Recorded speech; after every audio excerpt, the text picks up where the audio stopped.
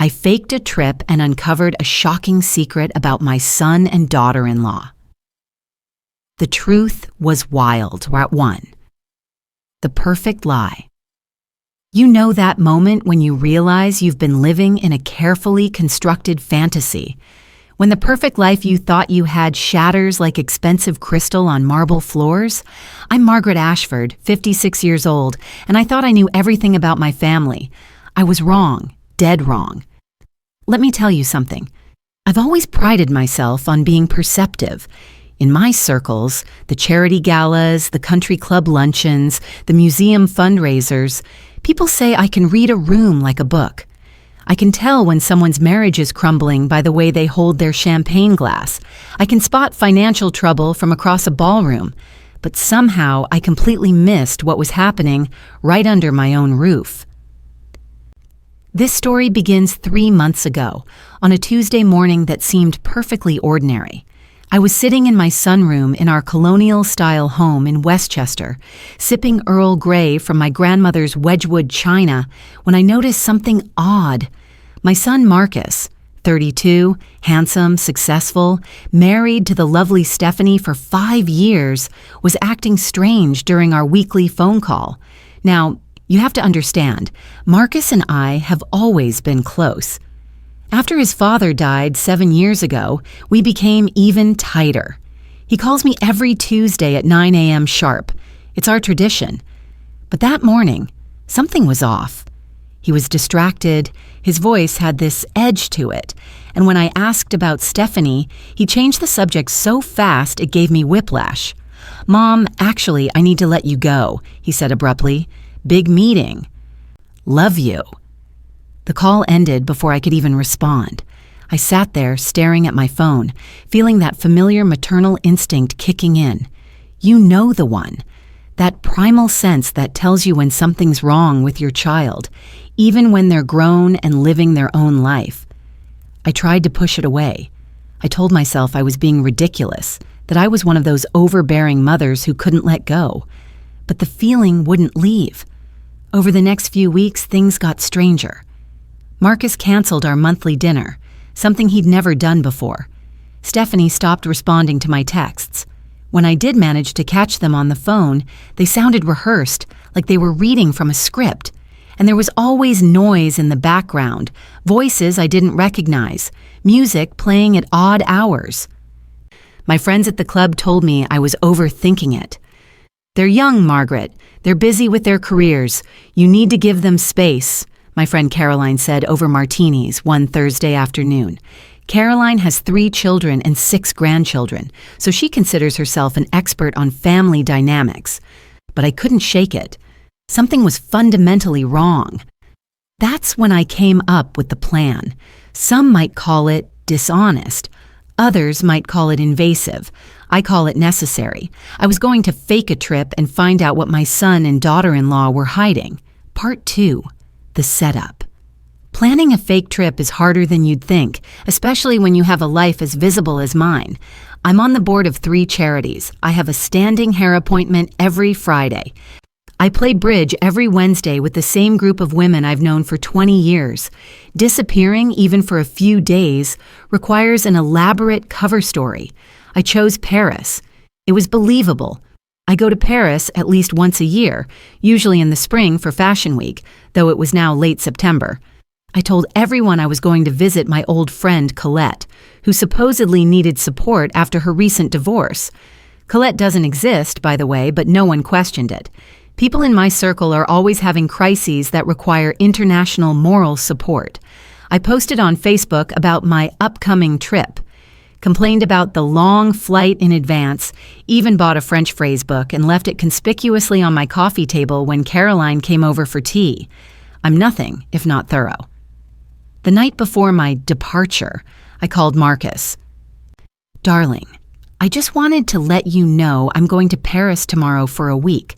I'll have my phone, but with the time difference, I might be hard to reach." There was a pause, a beat too long. "Paris? That's sudden." "Well, you know Colette. She's going through a terrible divorce, and I simply must be there for her. You understand, don't you?" "Of course, Mom. Have a wonderful time. Send pictures." His relief was palpable, even through the phone. That's when I knew, absolutely knew, that I was doing the right thing. The next morning, I woke at 5 a.m., applied my makeup with extra care, dressed in my traveling clothes, a camel cashmere sweater, tailored navy pants, my Hermes scarf, and loaded 2 suitcases into my Mercedes.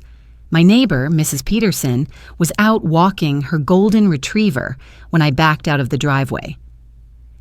"Off to the airport?" she called out. "Paris," I replied brightly, waving. "Back in a week." I drove to JFK, parked in long-term parking, and took a cab back to Westchester. But not to my house. I'd rented a small furnished apartment 3 miles away, the kind of place I'd never normally set foot in.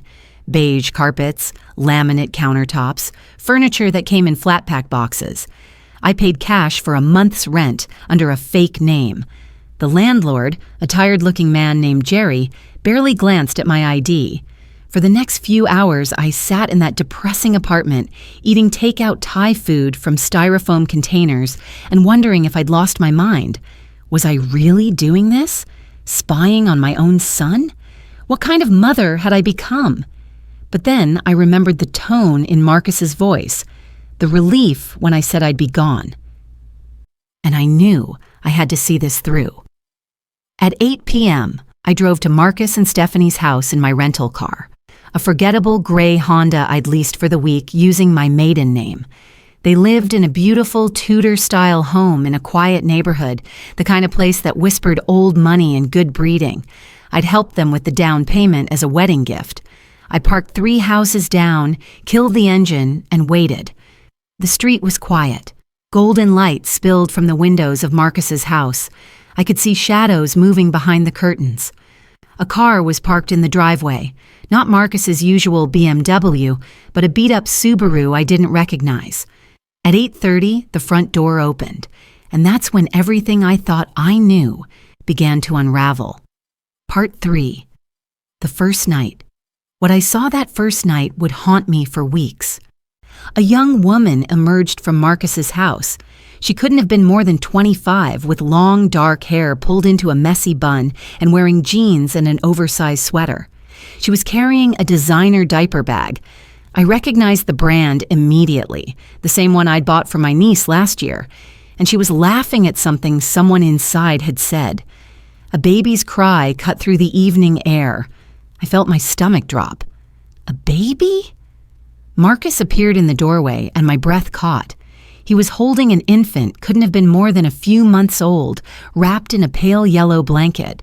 He was smiling, really smiling, in a way I hadn't seen in years. He said something to the young woman, who laughed again and reached out to touch the baby's head.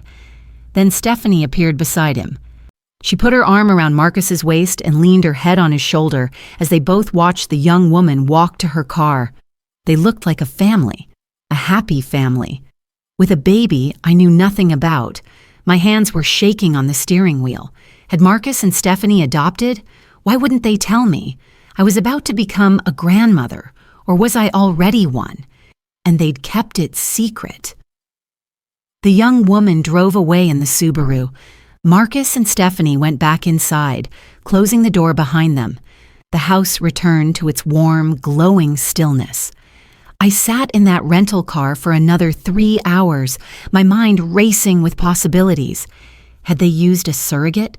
Was the baby sick and they hadn't wanted to worry me? Were they waiting for the right moment to tell me? But none of those explanations felt right. The secrecy. The changed phone calls, the way Marcus had sounded relieved when I said I'd be in Paris, it all pointed to something more complicated.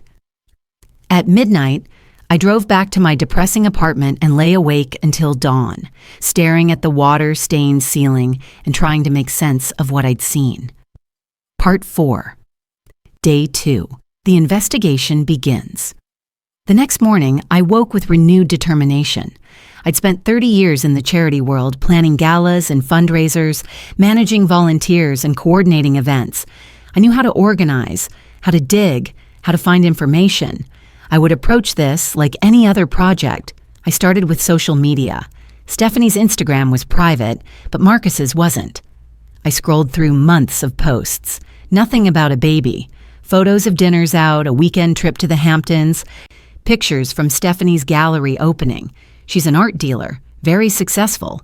All the posts looked normal, curated, perfect, too perfect. Then I noticed something odd. In the past 3 months, there were no photos of Marcus and Stephanie together. It was either one or the other, never both in the same frame. And Stephanie's posts had a strange quality to them. The backgrounds looked wrong, like she was photographing herself in different locations than she claimed. I created a fake Instagram account, yes. At 56, I became a catfish, using stock photos of a young woman interested in art. I followed several galleries in Manhattan, including the one where Stephanie worked. Within hours, my request to follow Stephanie was approved. Her feed told a different story than Marcus's. There were photos of her at events, at gallery openings, at dinners with friends I didn't recognize. But again, no Marcus, no baby. Nothing that suggested the scene I'd witnessed last night. I needed more information. At 2 p.m., I drove to Marcus's neighborhood and parked in a different spot. I'd dressed down, jeans, a simple sweater, a baseball cap that hid my hair. I looked like someone's middle-aged aunt, forgettable and invisible. The house was quiet during the day, no cars in the driveway. I waited for an hour, then another. My back ached from sitting. I'd brought a thermos of coffee and some croissants from the bakery, eating them mechanically while I watched. At 4:30, a car pulled up. Not the Subaru from last night, but a silver Honda. A different young woman got out, this one with short blonde hair and glasses. She went to the trunk and pulled out several grocery bags, then let herself into Marcus's house with her own key. She had her own key. I watched her disappear inside, and my mind spun with possibilities. Who were these women? What was happening in my son's house? 45 minutes later, she left, empty-handed. At 6 p.m., Marcus's BMW pulled into the driveway. He got out, loosened his tie, and went inside. Normal. Everything looked completely normal. Then at 7 p.m., another car arrived. A Toyota this time, dark blue. A young man got out, tall, athletic build, probably in his late 20s. He was carrying what looked like a laptop bag and a gym duffel. He knocked on the door, and Marcus answered immediately, greeting him with a handshake and a smile. They both went inside. I sat there until 11 p.m., watching lights turn on and off in different rooms. The young man didn't leave. More people arrived, a couple in their 30s, another woman, someone carrying pizza boxes. What was happening in there? Part 5. The Coffee Shop Revelation. On day 3, I decided to try a different approach. There was a coffee shop 2 blocks from Marcus's house, the kind of trendy place with exposed brick walls and baristas who take their craft way too seriously. I'd noticed cars from Marcus's house stopping there in the mornings. I positioned myself at a corner table with a magazine and an overpriced latte, keeping my head down but my eyes alert. At 8:15, I hit the jackpot. The young woman from the first night, the one with the dark hair and the baby, walked in.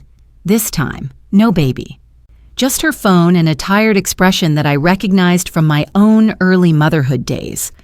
She ordered something complicated involving oat milk and extra espresso shots, then sat down at a table near the window. She was joined 5 minutes later by the blonde woman with glasses from day 2. They knew each other. They were friends. I strained to hear their conversation over the hiss of the espresso machine and the indie music playing through the speakers. Exhausting, the dark-haired one was saying. Luna was up 3 times last night. I don't know how much longer I can do this. You're doing amazing, the blonde replied. And it's only for another few weeks, right? Then the next person takes over? Thank God. I love Marcus and Steph, but I need my own life back. I nearly dropped my coffee cup. They were talking about Marcus and Stephanie by their first names, casually, like friends. And the baby, Luna, belonged to the dark-haired woman, not to Marcus and Stephanie. But what did the next person takes over mean? How's the new couple working out? The dark-haired one asked. The ones who moved into the downstairs room? Really sweet. They're from Ohio, I think. First time in New York. Jake's been showing them around. God, Jake is such a good guy. This whole thing is just, it's so weird, you know? But also kind of beautiful? Totally. I never expected to be part of something like this when I answered that ad. An ad. They'd answered an ad. My heart was pounding. I pulled out my phone and pretended to scroll while mentally recording every word. My mom keeps asking me where I'm living, the blonde one said. I had to tell her I got a room in Brooklyn. She'd freak if she knew the truth. Same. My parents think I'm house-sitting for a wealthy family. They both laughed, a shared joke I wasn't part of. They finished their coffee and left, still chatting. I waited a few minutes, then followed them at a distance. They walked back toward Marcus's house, but instead of going inside, they stopped at a car parked on the street, the Subaru, and the dark-haired woman pulled out a car seat from the back. The baby, Luna, was sleeping peacefully. "See you tonight," the blonde one said, waving, and walked off in the opposite direction. The dark-haired woman carried the car seat toward Marcus's house and went inside. I stood there on the sidewalk, hidden behind a large oak tree, trying to process what I'd learned. These young people were living in Marcus's house, coming and going, taking turns with a baby, talking about ads and couples from Ohio and taking over. What on earth had my son gotten himself into? Part 6, the breaking point. I spent the rest of day 3 in my apartment, pacing and trying to make sense of everything. I'd taken notes on everyone I'd seen coming and going from Marcus's house. Dark-haired woman, Luna's mother, Subaru blonde woman with glasses, silver Honda, young athletic man, dark blue Toyota couple in their 30s. Unknown car. Various other visitors. I tried to find patterns, but everything seemed random. The only constant was Marcus and Stephanie, who came and went on what seemed like normal work schedules. That evening, I did something I'm not proud of. I called my friend Bernard, who's married to a private investigator. Bernard owed me a favor. I'd helped his daughter get into Yale 2 years ago, and I was ready to call it in. "Margaret, what's this about?" Bernard asked when I reached him. "I need information," I said, discreetly, about my son. There was a pause. "Is Marcus in trouble?" "I don't know. That's what I need to find out." Bernard sighed. "Let me talk to Richard. But Margaret, if you're spying on your own son—" "I'm protecting him," I interrupted. "There's a difference." "Is there?" I didn't have an answer for that. Richard, Bernard's husband, called me back within an hour. He was all business, no judgment, which I appreciated. "What do you need?" he asked. I told him about the people coming and going, the baby, the strange conversations I'd overheard. I gave him Marcus and Stephanie's address. "I can do some preliminary research," Richard said. "Property records, that sort of thing. But if you want surveillance, that's going to cost you." "Money isn't an issue." "It never is with you, Margaret. Give me 24 hours. I spent that night unable to sleep again, my mind creating increasingly wild scenarios. Was Marcus running some kind of illegal boarding house? Were these people squatters who'd somehow taken over? Was my son in danger? The next morning, day 4 of my trip to Paris, Richard called with preliminary findings. "Margaret, are you sitting down?" My stomach dropped. "Just tell me." "Your son's house is registered as a legal co-living space, filed with the city 6 months ago. Maximum occupancy, 8 unrelated adults." "Co-living?" I repeated. "What does that mean?" "It means your son and daughter-in-law are running a communal living arrangement. It's legal, increasingly popular in expensive cities. Young people rent rooms in a shared house, share common spaces, usually share meals and responsibilities too." I felt the room spin. "Marcus is running a boarding house?" "Essentially, yes, though co-living sounds more modern. There's paperwork showing they're charging rent, paying taxes on the income. Everything's above board legally. But why? They don't need the money. His father left him. I don't know why, Margaret. That's a conversation you'll need to have with your son." After I hung up, I sat in stunned silence. Co-living, communal living. Marcus, My son, who grew up with every advantage, who went to Exeter and then Princeton, who had a trust fund that would have made his life comfortable even without working. He was renting out rooms in his house to strangers? And more importantly, why had he hidden it from me? I knew what I had to do. No more surveillance, no more hiding. It was time for the direct approach. I was going to confront my son. Part 7. The Confrontation. On the morning of day 5, I woke up early, showered, and dressed in one of my best outfits, a cream silk blouse, tailored black pants, my pearls, armor. I needed to feel like myself, like Margaret Ashford, who ran charity galas and commanded respect at board meetings. I drove to Marcus's house at 9 a.m., knowing he'd be home before leaving for his late morning work schedule. My heart hammered as I rang the doorbell. Marcus answered in sweatpants and a t-shirt, coffee mug in hand. His face went through a series of expressions in rapid succession: surprise, confusion, and then something that looked like resignation. "Mom, you're supposed to be in Paris." I lied. I said flatly, "We need to talk." He stepped aside to let me in, and I walked into the house I'd helped him buy 5 years ago. But it looked completely different now. The formal living room I'd helped Stephanie decorate, the Pottery Barn sofa, the tasteful artwork, the Persian rug, was gone. In its place was a hodgepodge of mismatched furniture, a sagging couch, several beanbag chairs, a coffee table made from what looked like a repurposed door. The dining room had been converted into a workspace, with 2 long tables covered in laptops, notebooks, and scattered papers. "What have you done to your house?" I whispered. "Mom, let's go to the kitchen." The kitchen, at least, looked somewhat normal, though there were more dishes in the sink than Stephanie would ever have allowed before, and a huge chalkboard on the wall covered in what looked like a chore schedule and meal planning notes. Marcus poured me coffee in a chipped mug. Where were the nice cups I'd bought them? And we sat at the kitchen island. "How long have you known?" he asked quietly. "About your boarding house?" "I've been watching for 4 days. About the baby, since night 1. Who is she, Marcus? Please tell me you haven't—" "God, no, Mom." He actually laughed. "Luna belongs to Aria. She's one of our housemates. She's a single mother who needed affordable housing while she finishes her nursing degree." "Housemates," I repeated. "You're calling them housemates." "Because that's what they are. We're running a co-living house, intentional community. Mom, it's the best thing I've ever done." I stared at him. "Better than your marriage? Your career? Everything your father and I worked to give you?" Marcus's face hardened. Dad worked himself to death for a life he didn't even enjoy.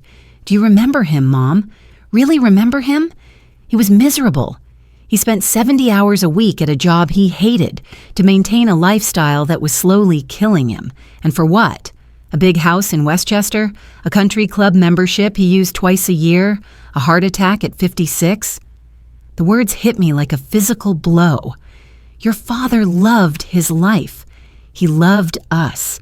He loved us, not his life. There's a difference. Stephanie appeared in the kitchen doorway wearing yoga pants and an old college sweatshirt. She looked nervous but determined. "Hi, Margaret," she said softly. "I was wondering when you'd figure it out." "Figure what out? That my son has turned into some kind of hippie commune leader?" "That we chose a different path," Stephanie corrected. "Can we sit down and explain? Really explain?" I wanted to say no. I wanted to storm out, to tell them they were throwing their lives away, to demand they stop this nonsense immediately. But I stayed. I sat, and I listened. Part 8. The Explanation. Stephanie made tea, proper tea in a real teapot, which I appreciated, and the 3 of us sat at the kitchen table. It was 10 a.m. on a Thursday morning, and I was about to hear my son's life story in a way I'd never understood it before. "When Dad died," Marcus began, "something broke open in me. I was 25, working at the firm, doing exactly what everyone expected me to do, and I watched this man who'd given everything to his career just end. No warning, no chance to do things differently. He was proud of his work. I said defensively. He was trapped by it, Marcus countered. Mom, I found his journal. After he died, when we were cleaning out his office, did you know he kept a journal? I hadn't known. He wrote about wanting to travel, to paint, to spend more time with us. He wrote about feeling like he was on a treadmill he couldn't get off. The money, the mortgage, the expectations, it all kept him locked in place. Stephanie reached across the table and took Marcus's hand. We started questioning everything after that, she said. What we really needed, what made us happy. And we realized we were heading down the exact same path. You have good careers, I protested. Marcus, you're a financial analyst. Stephanie, you're an art dealer. These aren't terrible jobs. They're fine jobs, Marcus agreed, but they were consuming us. We were working 60 hours a week to pay for a house that was too big, buying things we didn't need, living a life that looked good from the outside but felt empty. Stephanie continued, we started reading about alternative living arrangements, intentional communities, co-living, people who choose to live together, share resources, support each other, not out of poverty, but out of choice. 2 years ago, we started planning, Marcus said. We researched the legal requirements, the finances, what kind of people would be interested. We wanted to create something different, a home where people could afford to live in a nice area, where they wouldn't be isolated and alone, where community actually meant something. We interviewed over 50 people, Stephanie added. We were so careful about who we invited. We wanted people who shared our values, kindness, sustainability, mutual support, personal growth. I sipped my tea, trying to process this. The young woman with the baby, Aria? She's incredible, Stephanie said, her face lighting up. She's been a single mother since she was 22. She's putting herself through nursing school while raising Luna. Without us, she'd be in some cramped apartment in a bad neighborhood, struggling to afford childcare. Here she has her own bedroom, a safe place for Luna, and we all help with childcare when she has classes or needs to study. We all take turns, Marcus explained. Everyone in the house contributes to childcare a few hours a week. We created a schedule. It's like having a built-in village. And the others? I asked. I've seen at least 6 different people. 8 of us total, including me and Stephanie, Marcus said. There's Jake, the guy you probably saw. He's a social worker. Aria, the nurse. Rachel, the blonde woman, she's a teacher. Ben and Maya are the couple from Ohio. They just moved here for Maya's job at a nonprofit. And then there's Dimitri and Carmen. They're both musicians. Musicians, I repeated faintly. We have jam sessions on Saturday nights, Stephanie said with a smile. It's wonderful. When's the last time you played music with people, Margaret? Just for joy? I couldn't remember. Probably never. We split everything, Marcus continued.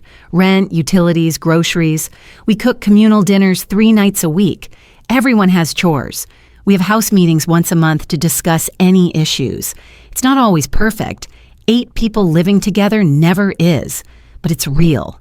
It's meaningful. We're not just co-workers or neighbors who wave awkwardly. We're a family we chose. And the money? I had to ask. You're charging them rent? Below market rate, Marcus said. Everyone pays based on their income. Aria pays the least because she's a student. Jake and Rachel pay a bit more. The rent income covers our mortgage, utilities, and food. We're not profiting from this, Mom. We broke even by design. But you could be saving, investing, building your future. We're building our present, Stephanie interrupted gently. That's the whole point. We were so focused on this future, retirement, security, the theoretical someday, that we forgot to live now. This is our life, Margaret. This is us choosing happiness over security, community over isolation, meaning over money. I sat there, my expensive tea growing cold in the chipped mug, looking at my son and daughter-in-law. They looked younger than they had in years. Marcus's face had lost the tight, stressed expression he'd worn while working those long hours. Stephanie was glowing in a way I'd never seen before.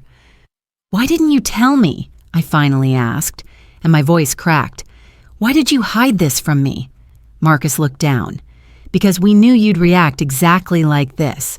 You'd tell us we were crazy, that we were throwing our lives away, that Dad would be disappointed.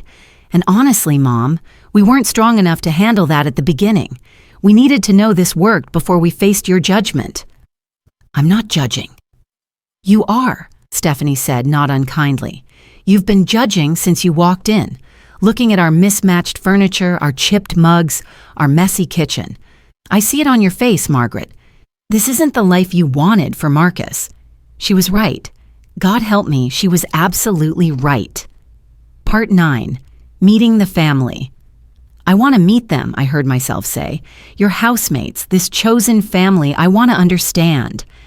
Marcus and Stephanie exchanged a look, some wordless communication that married couples develop. Then Marcus nodded.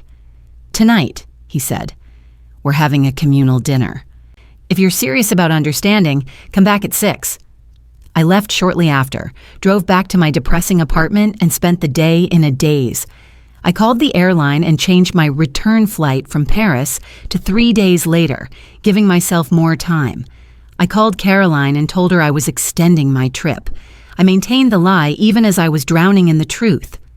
At 5:30, I changed into more casual clothes, nice jeans, a cashmere sweater, and drove back to Marcus's house. No, I corrected myself, to the co-living house, the intentional community. I needed to start seeing it for what it was, not what I wished it would be. Stephanie answered the door this time, and I could hear voices and laughter from inside. Thank you for coming back, she said. It means a lot. The house was full of life. Music played from somewhere upstairs. Live music, not a recording. Someone was singing, their voice rich and warm. In the kitchen, 3 people were cooking together, moving around each other with practiced ease. The smell of garlic and herbs filled the air. Everyone, Stephanie called out. This is Marcus's mom, Margaret. She's joining us for dinner. Faces turned toward me, all young, all curious. I felt suddenly very old and very out of place. Hi, Margaret. A young woman with short blonde hair waved from the stove. Rachel, the teacher. Hope you like vegetarian lasagna. Aria's still nursing, so we've been doing a lot of vegetarian meals. That's very thoughtful, I managed. The dark-haired woman, Aria, appeared from the living room, baby Luna on her hip. Luna was awake now, her big brown eyes taking in everything with infant curiosity. Would you like to hold her? Aria asked, and before I could respond, she'd transferred the baby into my arms. Luna was warm and solid, smelling of baby powder and milk. She looked up at me with those serious eyes, and something in my chest cracked open. When was the last time I'd held a baby? Years, maybe decades. She's beautiful, I whispered. She's the house mascot, said a tall young man, Jake, the social worker. We all kind of fell in love with her. It's been amazing watching her grow these past few months. The couple from Ohio, Ben and Maya, were setting the table. Not the formal dining table I'd bought Marcus, but a long picnic table that had been set up in what used to be the formal living room. It was covered with mismatched plates and cups, napkins that didn't match, a handful of wildflowers in a mason jar. It should have looked chaotic, cheap, like a college dorm, but it looked happy. Music's done, someone called from upstairs, and 2 more people came down. Dimitri and Carmen, I assumed. Dimitri was carrying a guitar, Carmen a violin. We were working on a new arrangement, Carmen explained, her accent suggesting Eastern Europe. Would you like to hear it after dinner? Sure, I said, still holding Luna. Dinner was served family style, everyone passing dishes and serving each other. The lasagna was delicious. Rachel had made it, with help from Maya. There was salad from vegetables someone had grown in the backyard garden I hadn't known existed. Fresh bread that Dimitri had baked that afternoon. The conversation flowed around me. They talked about their days, Rachel's difficult student, Jake's challenging case at work, Ben's job search, Aria's upcoming exam. They teased each other, laughed at inside jokes, coordinated schedules for the week ahead. I can watch Luna on Thursday if you need extra study time, Maya offered to Arya. And I can pick up groceries, Ben added. I'm doing a store run anyway. Who's cooking Saturday? Rachel asked. I am, Dimitri said. I'm thinking of trying that Ethiopian recipe Jake found. Yes, several people chorused. I watched Marcus and Stephanie throughout the meal. They were different here, in their element. Marcus was animated in a way I rarely saw, telling a story about something funny that had happened at work. Stephanie was glowing, laughing freely, her hand resting casually on Rachel's shoulder as she leaned over to grab more salad. They belonged here. They'd built something real. After dinner, we all pitched in to clean up, another coordinated dance where everyone knew their role. Then we moved to the living room, where Dimitri and Carmen performed their new arrangement, some haunting melody I didn't recognize. It was beautiful. Luna fell asleep in my arms during the music.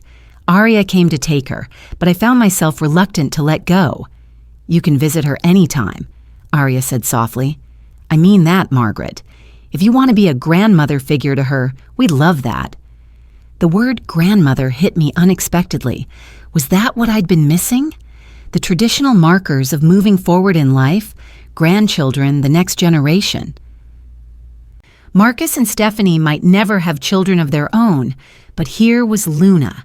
Here was this community of young people who could become something like extended family, if I let them. Part 10. The Real Conversation. I stayed until 10 p.m., long past when I'd planned to leave. When I finally stood to go, Marcus walked me to my car. So, he said, what do you think? Really? I stood there under the streetlight, looking back at the house. Through the windows, I could see people moving around, cleaning up the last of dinner, settling in for the evening. A home full of life. I think, I said slowly, that I've been wrong about a lot of things. Marcus waited. I thought security meant money in the bank and a big house and the right zip code, I continued. I thought happiness came from having everything look perfect from the outside. But watching you all tonight, you have something your father and I never had. Real connection, real community, people who actually care about each other, not just networking contacts or country club acquaintances who disappear the moment times got tough. Mom, I'm not finished, I said, and I felt tears starting. Your father would be so proud of you, Marcus, not because you followed in his footsteps, but because you learned from his mistakes. You chose life over appearances. You chose meaning over money. That takes more courage than anything I've ever done. Marcus hugged me then, right there on the sidewalk, and I held my son and cried for the first time since his father's funeral. I'm sorry I lied about Paris, I whispered. I'm sorry we didn't trust you with the truth sooner, he replied. Epilogue. 6 months later, I'm writing this from Marcus and Stephanie's kitchen, or as I now think of it, the Colliving House kitchen. It's Sunday morning, and I'm here for my weekly visit. Yes, weekly. It's become my new tradition. I'm watching Arya study at the kitchen table while Luna plays on a blanket at her feet. Rachel is making pancakes. Dimitri is reading the newspaper. It's domestic and chaotic, and nothing like the life I imagined for my son. It's also beautiful. I never did tell my friends the complete truth. Caroline still thinks Marcus and Stephanie are living a traditional life in their lovely Tudor home. Some secrets are worth keeping, not out of shame, but because some people simply wouldn't understand. But I understand now. I understand that my son looked at the life that killed his father and said, no more. I understand that he and Stephanie built something radical and brave, a family based on choice, not blood or obligation. Last month, Arya graduated from nursing school. We all went to the ceremony, the whole house plus me. We cheered so loudly that people turned to stare. Luna wore a tiny cap and gown that Carmen had sewn. Afterward, Arya cried and thanked everyone for making it possible, for believing in her when she'd stopped believing in herself. That's when I truly understood what Marcus had built, Not a boarding house, not a commune, but a safety net made of human connection, a place where people could take risks and chase dreams because they weren't facing the world alone. The wild secret I uncovered wasn't a scandal or a crisis. It was something much more shocking. My son had found genuine happiness by rejecting everything I'd taught him to value. And the wildest part of all? Watching him, learning from him, has started to change me too. I've been thinking about my big house in Westchester, all those empty rooms. I've been thinking about the loneliness I've felt since my husband died, the hollow feeling that comes from a life that looks perfect but feels empty. I'm thinking about doing something radical of my own, but that's a story for another time. For now, I'm just a mother having pancakes with her son's chosen family, holding a baby who isn't my granddaughter but somehow is, in all the ways that matter. I faked a trip to Paris and discovered that my son was living in a communal house with 7 strangers. I thought I'd uncovered a disaster. Instead, I found a blueprint for a life I never knew was possible. Sometimes the truth really is wild, and sometimes, if you're very lucky, it sets you free. The end.